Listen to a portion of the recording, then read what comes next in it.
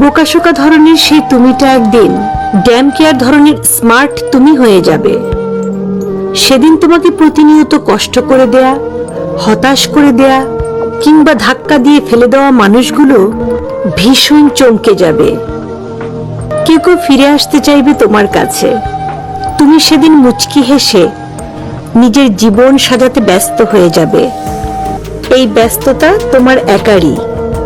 বারবার হোঁচট খেয়ে পড়ে যাবার পরে একদিন তুমি টের পাবে তুমি কারো হাত ধরে ওঠার জন্য অপেক্ষা না করে নিজে নিজেই উঠতে চেষ্টা করছো।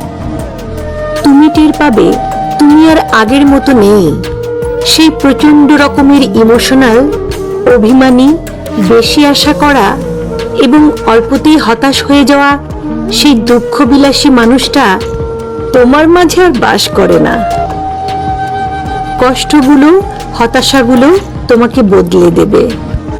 বারবার এলোমেলো হয়ে যাওয়ার পর পৃথিবীর প্রতি একরাশ অভিমান করে তুমি আস্তে আস্তে নিজেকে নিজেই গুছিয়ে নিতে শিখবে।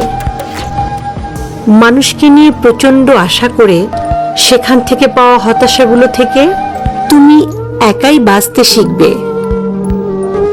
আজ হোক কাল হোক তুমি শিখবেই। একসময় তুমি টের পাবে তোমার আসলে কাউকেই দরকার নেই।